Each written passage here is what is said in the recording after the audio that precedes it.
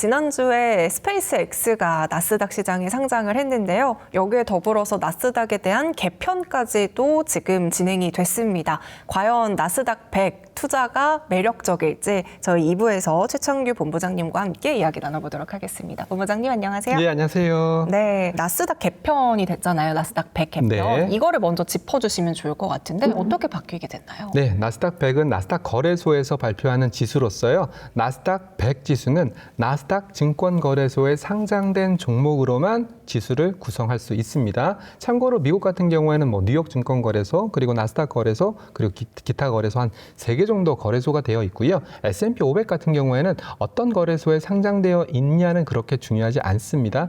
펀더멘탈이라든지 이익을 내고 있는다든지 아니면 미국을 대표하는 500개 기업이니까 그런 대표성이라든지 이런 것들을 방점을 두고 있고요. 나스닥 거래소는 나스닥만의 자존심이 있습니다. 우리는 성장, 혁신의 아이콘이야. 그래서 나스닥 거래소에 상장된 종목으로만 한정해서 100개 기업을 뽑게 됩니다. 그러다 보니까 나스닥 거래소에 상장되어 있는 수많은 기업들 중에서 또 성장과 혁신의 아이콘에 맞춰서 금융주라든지 어떻게 본다면 올드한 영역들은 좀 빼고 기술 중심으로 구성하다 보니까 사람들은 나스닥이 성장의 아이콘이다라고 생각을 하고 있습니다. 네. 이번에 하나가 바뀌었습니다. 패스트 엔트리.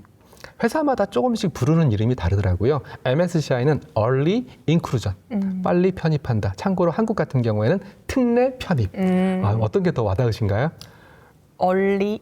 인크루전. 예, 그래서 이번에 나스닥 거래소에서 과거에는 뭐 충분히 좀 검토가 되고 그리고 나서 상장 후에 날짜를 두고 편입을 했었는데요. 이번에는 시가총액 순위 40이 아니라면 15 영업일 안에 집어 넣겠다라는 패스트 엔트리 규정을 신규로 창설을 했습니다. 그래서 이제는 뭐냐 하면 압도적으로 큰 혁신 기업이라면 빨리 담아주겠다. 이런 방향으로 좀 바뀐 거고요. 좀 더 나스닥이 혁신적이고, 왜냐하면 요즘은 기술 발전 속도가 너무나 빠르거든요. 예를 들어서 우리가 얼마 전까지만 해도, 한 작년까지만 해도, 재작년까지만 해도 양자 컴퓨터 거들떠도 안 봤습니다. 꿈의 기술이라고 생각을 했었거든요. 초전도체, 우주산업, 꿈의 기술이라고 생각했었는데요. 이 꿈의 기술이 현실화되는 속도가 빨라지다 보니까 나스닥 거래소도 그렇게 빨라진 현실화를 받아들이겠다라는 의미로 생각할 수 있고요. 또 한 가지 생각은 올해 빅 IPO가 너무나 많습니다. 맞아요. 우리가 알고 계시는 스페이스X 상장했죠. 아마 이 방송을 보시는 분들 중에서 스페이스X 상장했던 6월 12일 날 잠 못 잤던 분들 꽤 계실 겁니다. 아마 그런 분 계시면 댓글 한번 달아주시면 좋을 것 같고요. 그리고 또 좀 있으면 오픈 AI, 엔트로피, 그런 데다가 퍼플렉시티까지도 IPO를 하겠다라고 얘기를 하고 있습니다. 그리고 대표적인 방산 기업인 안드릴조차도 IPO를 예고하고 있으니까 나스닥 거래소 입장에서는 두 가지 생각이 있는 것 같습니다. 첫 번째는 나스닥 100 지수에 편입시켜 줄 테니까 나스닥 거래소에 상장해. 뉴욕 증권거래소보다는 우리가 더 잘해줄게. 뭐 이런 약간 상업적인 목적도 있는 것 같고, 그리고 그런 기술적인 기업들을 빨리 담아서 나스닥 100은 기술의 아이콘이야라는 것을 좀 더 공고하기 위한 두 가지 속셈이 담겨져 있는 게 아닌가라고 생각을 하고 있고요. 제가 이따가 뒤에서 한 번 더 설명드리겠지만 스페이스X는 나스닥 100 지수만 편입되는 게 아닙니다. 참고로 글로벌리하게 저희 같은 ETF가 추종하는 인덱스를 만드는 글로벌 인덱스 프로바이더는 MSCI가 제일 유명합니다. 네네. MSCI 한국을 이머징 마켓으로 분류를 하고 있고요. 올해 드디어 DM으로 한번 와치리스트에 들어가지 않을까 저는 그런 기대도 하고 있거든요. MSCI가 있고요. 그리고 우리가 러셀 2000, 러셀 1000과 같은 러셀 지수를 만드는 푸찌라는 회사가 있습니다. FTSE, Financial Times, 영국에 있는 그 Financial Times 맞거든요. 이 FTSE, 러셀이라는 지수가 있고요. 그리고 방금 말씀드렸던 나스닥 100 지수의 나스닥, 그리고 S&P 500의 S&P. 이게 글로벌 인덱스 프로바이더라고 얘기를 하고 있는데요. 이 지수에서 아마 시간 차이는 있겠지만 스페이스X가 편입될 가능성이 매우 높습니다. 참고로 MSCI는 10영업일입니다. 상장 후 10영업일이 MSCI 푸찌 러셀이고요. 그리고 15영업일이 나스닥 100입니다. 그래서 스페이스X를 긍정적으로 보시는 분들, 저도 긍정적으로 보고 있지만 그런 분들 중에서는 이렇게 패시브 수급들이 스페이스X를 사야 되는 물량이 너무나 많은 데다가 유통 물량, 즉 시장에서 돌아다니는 스페이스X 대주주 지분을 뺀 아니면 락원 분량을 뺀 스페이스X 지분이 너무나 작기 때문에 이렇게 패시브에서 대규모 수급이 들어왔을 때 주가에 미치는 긍정적인 영향이 크다라는 관점에서 스페이스X를 좋게 보시는 분들도 있습니다. 그럼 이번에 이제 지난주에 스페이스X가 상장이 됐잖아요. 공모가 대비해서 그날의 주가 흐름은 어떻게 보셨는지 궁금합니다. 일단은 공모가는 135불이었어요. 네. 시가총액으로는 1.75조 달러였고요. 1.75조 달러면 2조 달러라고 가정한다면 전 세계에서 6등, 5등 그리고 삼성전자가 1조 달러 좀 넘으니까 삼성전자 2배만한 기업이 미국에 상장됐다 이렇게 보여집니다. 그리고 그 와중에 굉장히 개인 투자들의 관심도 많았고 그리고 또 주가도 135불 공모가 대비해서 한 15불 정도 높은 150달러에 출발을 했고요. 장중 한때 176달러 기록하면서 물론 이 방송이 나가는 시점에는 또 스페이스X 거래가 이루어질 테니까 그때 돼서는 어떤 주가 흐름이 나타날지 200불을 넘어설지 저도 잘 모르겠지만 네. 그리고 176불까지 갔다가 160불 정도에 마감을 했었기 때문에 시장에서 기대했던 서프라이즈 엄청나게 많이 올랐네 이건 아직 아니지만 아무래도 ETF와 관련된 패시브 수급들이 아직 이루어지지 않았기 때문에 그런 영향은 없지만 거래량이 어마무시했어요. 그리고 또 뉴스 보도를 보셨는지 모르겠지만 또 한국에 계신 서학개미들이 네. 스페이스X를 그렇게 많이 사셨대요. 물론 그분들 일일이 무슨 이유 때문에 스페이스X를 샀는지는 모르겠지만 일론 머스크라는 상징성 그리고 여태까지 우주 산업이라는 것은 산업이 아니었습니다. 우주 테마였어요. 어떻게 본다면 스페이스X가 이런 우주 산업을 이끌고 있는 가장 혁신적인 기업이거든요. 네. 발사체, 업스트림, 위성, 다운스트림, 그리고 AI 이 3박자를 갖추고 있는 어마무시한 기업이니까 당장은 돈을 못 벌지언정 미래 성장성에 배팅하고 계신 투자자분들이 너무나 많았다. 저는 이렇게 분석을 하고 있습니다. 앞으로 본격적으로 스페이스X에 뭐 패시브 자금, 여러 가지 자금들이 들어오면 그럼 혹시 다른 기업들에 들어갈 유동성이 빠져나갈 맞습니다. 수 있지 않을까요? 예, 맞습니다. 제가 이제 방송을 보신 시청자분들 아시겠지만 저는 3월달, 4월달부터 스페이스X가 상장하는 6월 정도 된다면 한국 쪽에 특히 뭐 삼전이나 하이닉스 외국인 매도가 좀 많이 나올 거다라는 말씀을 드린 바 있습니다. 뭐 여러 가지 이유가 있을 수 있겠죠. 외국인 매도를 비단 한 가지 이유로 꼽을 수는 없겠지만은 외국인들이 뭐 스페이스X IPO라든지 이런 걸 염두에 두고 리밸런싱 차원에서 스페이스X IPO에 참여하기 위해서 리밸런싱 차원에서 항공물 매도가 했을 가능성이 높다라고 분석하고 있고요. 실제로 스페이스X IPO 끝나자마자 또 공교롭게도 외국인들의 현물 매수가 찍혔거든요. 그런 거 봤을 때는 비단 우리나라 상황으로 놓고 봤을 때에도 스페이스X IPO에 따른 영향권이 있었고요. 그리고 엔비디아를 필두로 해서 미국 빅테크 기업들 특히 테슬라 같은 경우에도 스페이스X IPO를 앞두고 좀 주가가 조정을 받았어요. 그런데다가 제가 우려하고 있는 우려라는 표현 쓰여서 죄송하지만 만약에 스페이스X 주가가 200불, 250불 이렇게 가버린다면 계속 더 들어오겠네요. 계속 기존의 빅테크를 팔고 테슬라를 팔고 그렇죠. 스페이스X를 사야 되는 그런 수요들이 좀 더 늘어나지 않을까. 그래서 오히려 저는 지금 단기적으로 놓고 따진다면 수급만 놓고 따진다면 스페이스X 주가의 급등은 다른 종목들의 리밸런싱 즉 비중 축소로 이어질 수밖에 없으니까 시장 입장에서는 그렇게 달가워하진 않을 것 같다 이렇게 분석을 하고 있습니다. 그럼 이제 뒤에 이어질 오픈 AI, 엔트로픽 상장할 때도 이런 비슷한 일들이 벌어질 수가 있겠네요. 아무래도 오픈 AI나 엔트로픽 지금 시장에서 러프하게 이제 가늠하고 있는 시가총액이 스페이스X의 절반 정도? 그렇지만 절반 되는 기업들 2개. 그런데다가 퍼플렉시티는 얼마 정도 밸류에이션을 받을지 모르겠지만 퍼플렉시티, 안두릴까지 이런 기업들이 들어온다면 분명히 빅테크 기업들 이런 기업들은 영향을 받을 수 있고 또 같은 선상에 있는 기업들은 영향을 받을 수밖에 없다라고 분석을 하고 있습니다. 그래서 제가 드리는 조언은 뭐냐면 이런 국면이라면 결국은 이런 기업들이 전부 다 AI라는 공통 분모를 갖고 있지 않습니까? 그렇기 때문에 저는 AI 쪽 빅테크, AI 반도체 이런 쪽보다는 오히려 이런 직격탄에 벗어나 있는 인프라라든지 전력기기라든지 발전이라든지 이런 아니면 네트워크라든지 약간 옆에 비껴나 있는 종목들 쪽으로 좀 피해 있는 게 낫지 않겠나 이런 생각을 하고 있고요. 실제로 젠슨 왕이 왼손에는 구리, 오른쪽에는 광 뭐 이런 얘기하면서 광통신 기업들 주가가 많이 올랐다가 또 그 스페이스X IPO 하기 전에 좀 떨어졌었거든요. 그런 거 봤을 때는 네트워크, 광통신 이런 쪽으로 살짝 비껴나 있는 게 좀 안전하지 않을까라는 네. 아이디어까지 좀 드리고 있고요. 그리고 또 한 가지 질문 많이 하시는 게 근데 S&P 500은 아직 편입 발표가 안 났습니다. 정리해서 말씀드리면 MSCI 푸찌 러셀은 10일, 상장 후 10영업일, 그리고 나스닥 100은 15영업일 이렇게 발표가 난 상태거든요. 근데 S&P 500은 뭐라고 발표했냐면 안 하겠다. 그럼 너무 매력도가 좀 떨어지는 거 아니에요, S&P 500이? 근데 또 사람들마다 좀 다르게 볼 수가 있어요. 제가 이렇게 방송에서 스페이스X, 저는 스페이스X를 좀 긍정적으로 보는 입장이거든요. 얘기할 때마다 버블이다. 말이 되냐. 어떻게 PSR, 매출 대비한 밸류에이션이 100배가 말이 되냐. 차라리 그 100배라면 테슬라를 사겠다. 이런 분들도 굉장히 많았었거든요.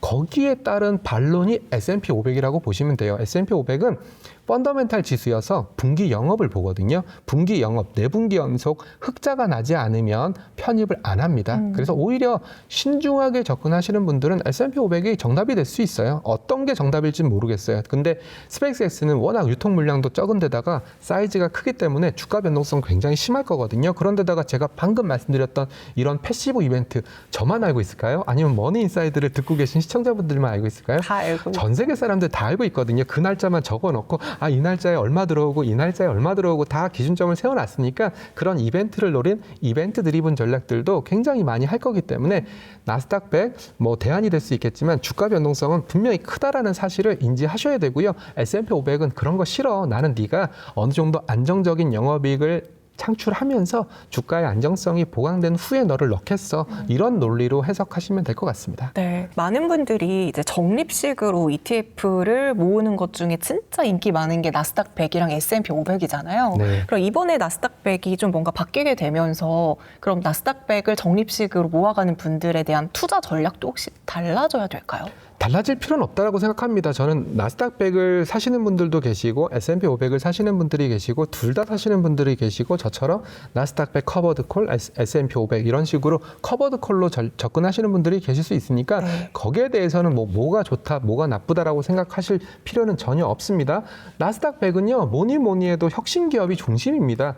빅테크, AI 반도체, 클라우드, 플랫폼, 전기차, 우주테크 이런 성장 비중이 많고요. 그리고 또 우리가 아까 얘기했던 오픈 AI를 필두로 해서 엔트로픽 이런 성장 기업들이 대거 담길 가능성이 높으니까 초대형 신규 상장 혁신 기업을 가장 빨리 담을 수 있는 좋은 수단이 나스닥 100이니까 성장주, 혁신 기업에 대한 투자를 선호하신다면 그냥 나스닥 100을 계속 모아가시는 전략이 좋습니다. 그리고 저도 스페이스X 관련해서 우주 ETF들이 여러 개가 있었거든요. 네. 어떤 우주 ETF는 상장 당일, 어떤 우주 ETF는 상장 다음 날, 어떤 우주 ETF는 상장 다다음 날 스페이스X를 편입하는 인덱스 메솔로지, 즉 인덱스 방법론을 갖고 있었습니다. 어떤 게 정답일까요? 당일 사는 게 정답일까요? 다음 날이 정답일까요? 다다음 날 아무도 모르는 영역이거든요. 마찬가지입니다. 나스닥 100을 모아가시는 분이라면 내가 오픈 AI IPO 전에 많이 샀다가 IPO 후에 조금 그런 거 없습니다. 어떻게 될지 아무도 모르는 영역이니까 나는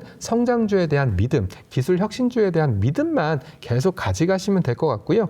그리고 정액으로 모아가실지 정률로 모아가실지 그리고 만약에 오히려 주가가 또 떨어질 수도 있지 않습니까? 많이 떨어졌을 때 어떻게 대응할지 정도의 룰만 갖고 계시면 좋을 것 같습니다. 근데 이게 아무래도 이제 나스닥 100 성장, 혁신 기업들이 대거 포집되어 있다 보니까 물론 이 기업들이 계속 끝까지 잘 1등을 하고 잘해주면 좋을 텐데 중간에 무너지게 될 수도 있잖아요. 맞습니다. 이런 것들이 또 리스크가 되지 않을까 싶어요. 리스크 충분히 됩니다. 그래서 여기서도 약간 성향이 갈리는데요. 저는 굉장히 공격적이고 그리고 또 기술주에 대한 믿음이 강한 사람이다 보니까 저 같은 경우에는 나스닥 100을 지금은 가장 좋은 대안으로 설명을 드리고 있습니다. 물론 지금 상황에서 제가 우선순위를 꼽는다면 저는 무조건 코스피 200입니다. 왜냐하면 미국에서 이렇게 AI 관련된 성장, AI 관련된 발전이 일어난다면 가장 돈을 많이 벌 수 있는 국가는 한국밖에 없거든요. 즉 삼성전자의 영업이익 300조 이상, 하이닉스의 영업이익 200조 이상 충분히 가능할 거다라고 생각을 하고 있기 때문에 특히나 한국 기업들은 숫자가 나오고 있기 때문에 지금 저의 마음속의 1순위는 코스피 200입니다. 그리고 저의 2순위는 나스닥 100이거든요. 저는 워낙 패시브 쪽에서 일을 오래 하다 보니까 이런 패시브 수급의 움직임이라든지 패시브에서 얼마나 사줘야 되는지, 그리고 앞서 우리가 방송에서 삼성전기 리밸런싱 얘기를 했던 것처럼 패시브 수급이 어떤 주가에 어떤 영향을 미치는지까지 좀 꿰뚫고 있기 때문에 이런 상황이라면 저는 오히려 스페이스X, 오픈AI, 안트로픽을 담을 수 있는 나스닥 100이 두 번째 순위라고 생각을 하고 있습니다. 그리고 오히려 S&P 500은 지금은 글쎄요, 저는 오히려 공격을 해야 되는, 즉 약간 공격적으로 포트폴리오를 가져가야 되는 그런 국면이라고 판단하고 있기 때문에 S&P 500은 3순위 이렇게 분류를 하고 있습니다. 이것은 저의 개인적인 분류 기준입니다. 자신의 성향에 맞게끔 나는 암만 생각해봐도 스페이스X는 버블이야, 2조 달러면 말이 안 돼 라고 생각하시는 분 계십니다. 그런 분들은 일단 S&P 500으로 가시는 게 정답입니다. 그렇지만 저는 일론 머스크, 그리고 머스크 경제, 그리고 과거에 테슬라가 상장하고 나서 나스닥 100에 들어갔을 때 테슬라 주가가 어떻게 움직였는지를 좀 기억하고 있는 사람이니까 저는 그런 학습 효과에 의거해서 나스닥을 좀 더 방점을 두는 것일 뿐입니다. 그러면 스페이스X가 제2의 테슬라처럼 그런 주가의 흐름을 보일 수 있을까요? 근데 과거의 테슬라랑 지금의 스페이스X를 매칭하기는 좀 어렵습니다. 그때 테슬라 같은 경우에는 굉장히 적자가 많이 난 상황이었고요. 그리고 그때는 뭔가 가시적인 성과, 모델 S라든지 이런 걸 만들긴 했었지만 가시적인 성과라든지 양산이라든지 그런 게 없습니다. 그리고 지금도 문제가 있습니다. 어떤 문제가 있냐면 일론 머스크의 말이 너무 늦습니다. 예, 일론 머스크 벌써 테슬라 옵티머스 젠3 나온다고 3월 달에 얘기했는데요.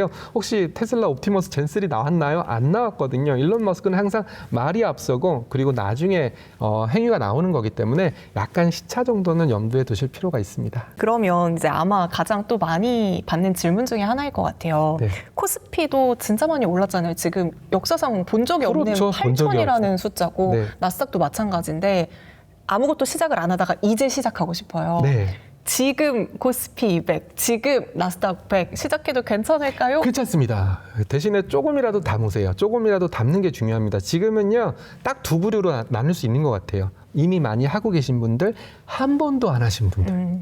마치 제가 이제 애용하는 맛집은, 우리 집은 한 번 온 사람은 없어.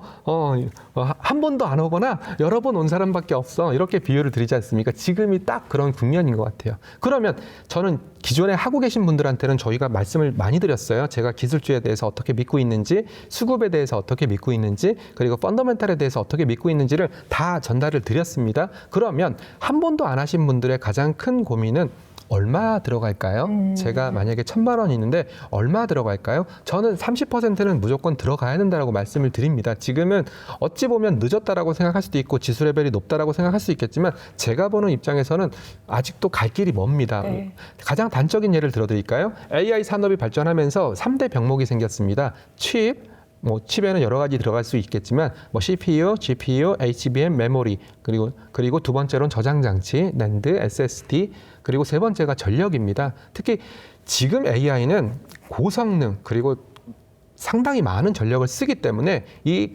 초고압으로 AI 서버 쪽으로 전압이 이제 AI 데이터 센터 쪽으로 전압이 가거든요. 그러면 그 전압을 낮춰줄 수 있는 전력기기, 변압기라고 부르죠. 네. 이런 전압기 수요들이 굉장히 폭증을 하고 있고요. 미국에 있는 데이터 센터 제가 파악을 해보니까 전력이 모자라서 데이터 센터 건설이 멈춰 있는 데가 많다라는 얘기 들었습니다. 그렇다면 우리나라의 전력기기 삼총사 실적, 수주잔고 어떨까요? 아직도 짱짱합니다. 올해도 짱짱하고요. 내년에도 짱짱하고요.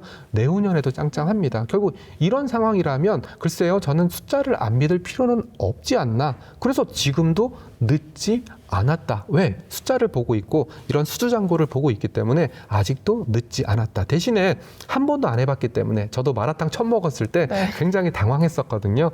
한 번도 안 먹어봤기 때문에. 근데 그 뒤로는 마라탕 매니아가 됐거든요. 마찬가지입니다. 일단은 한 세 숟가락 정도는 떠먹으셔야 됩니다. 이 맛이 나한테 맞는지 안 맞는지를 알기 위해서 그런 것도 있고요. 일단은 도전을 해보셔야 맞아요. 되기 때문에 세 국자 30% 정도는 먼저 투자를 하시길 권해드리고요.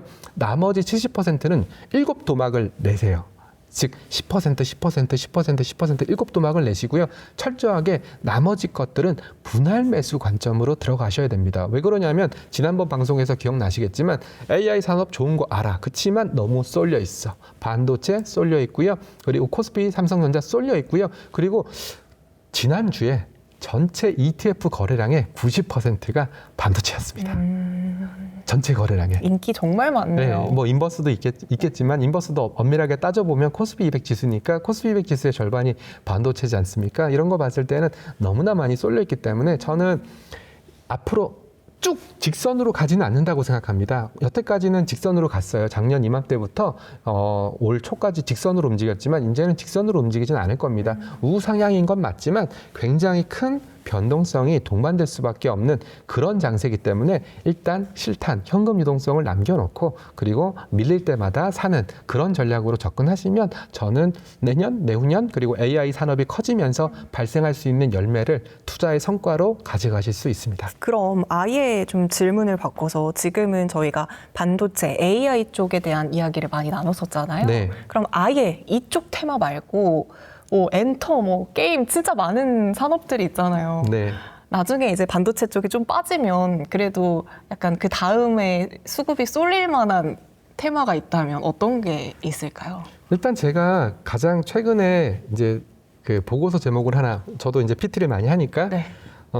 반도체 없이 하반기를 투자한다면 이라는 아이디어로 한번 자료를 한번 만들었습니다. 네. 근데 반도체가 없을 뿐이지 AI와 벗어나면 안 될 것 같다라는 생각을 했기 때문에 첫 번째 종목은 인프라였습니다. 인프라. AI 인프라. 여기에 네. 들어가는 인프라는 굉장히 많습니다. 여러 가지 아까 우리가 잠깐 얘기했던 전력기기 삼총사도 인프라가 될 수가 있고요.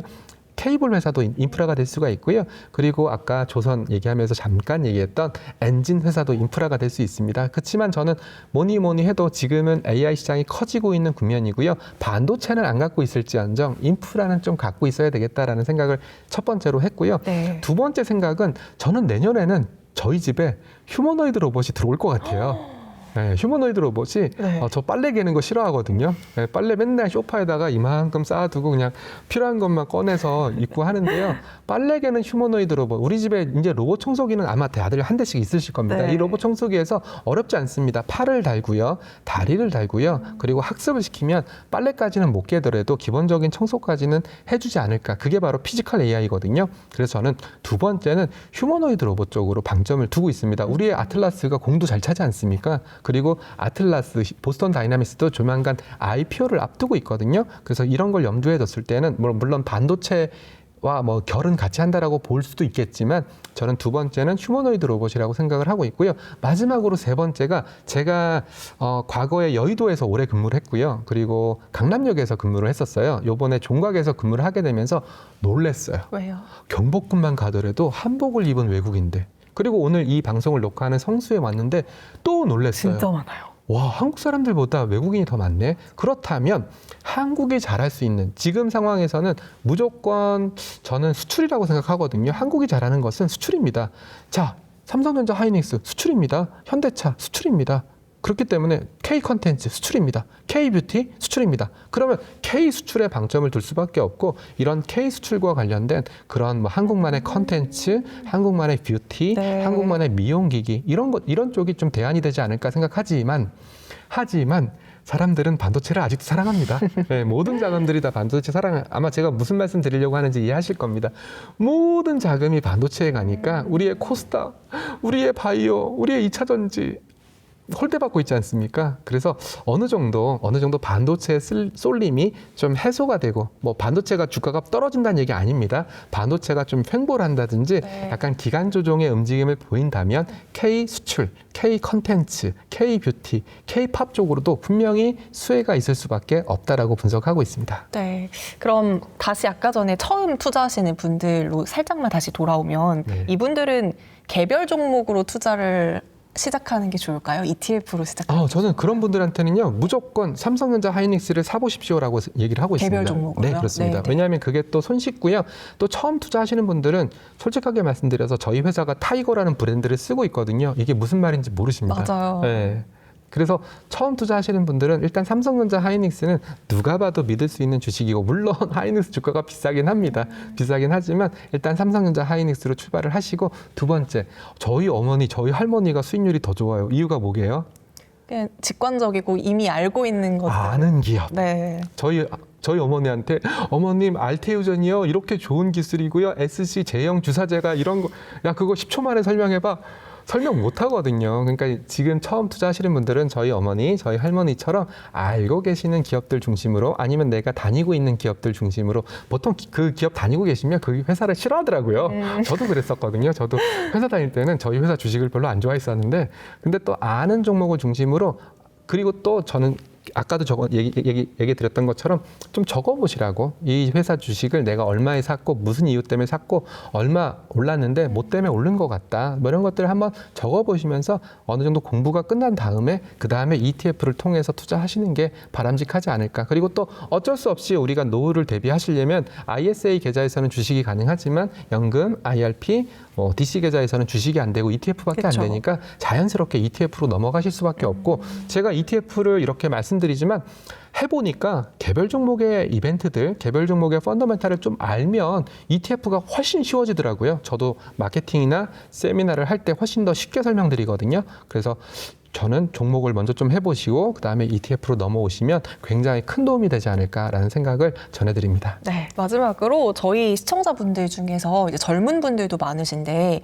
50대, 60대이신 시청자분들도 진짜 많으시거든요. 네. 물론 너무 젊은 나이지만 내가 지금 주식을 시작해도 노후 자금을 마련할 수 있을까요? 네. 막 이렇게 고민하시는 분들 분명히 있으실 거란 말이죠. 네. 그분들을 위해서 희망의 메시지를 좀 주시면 네. 좋을 것 같아요. 예, 지금 제가 50대 초반이고요. 네. 예, 저 역시도 여러 가지 생각들을 하고 있어요. 물론 회사 생활을 더 열심히 해야 되겠다. 그리고 직장 생활을 통해서 제가 이루고자 하는 꿈을 이루어야 되겠다. 이런 생각들도 하고 있지만 우리는 생각보다 시간이 많이 남아 있습니다. 왜냐하면 우리가 과거에 노아의 방주 때 사람들이 평균 130세까지 살았대요.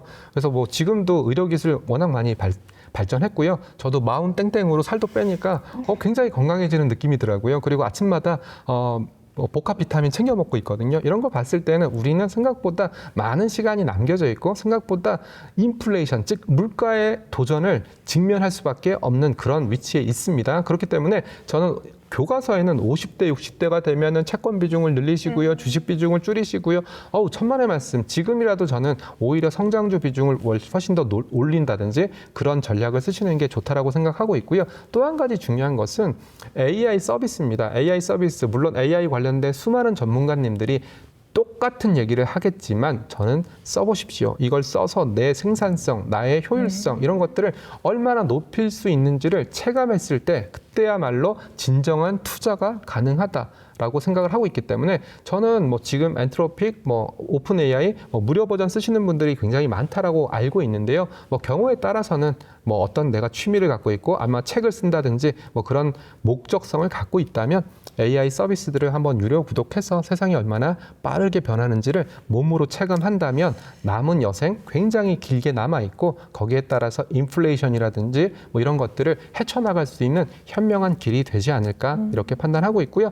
마지막으로 저도 책을 쓰고 있고 또 앱을 한번 만들어 볼까 이런 고민도 하고 있고요. 네. 그리고 주말에 저도 회사 출근해서 회사에서 제공하는 그 클로드 코드를 이용해서 제가 필요한 프로그래밍을 하고 있거든요. 그런 걸 하면서 다시 한번 AI가 이렇게 무섭게 나의 생활을 바꿀 거구나라는 걸 느끼고 있으니까 한번 참고하시면 좋을 것 같습니다. 네, 오늘 최창규 본부장님과 함께 다양한 인사이트 들어봤습니다. 본부장님, 오늘 말씀 감사합니다. 네, 감사합니다.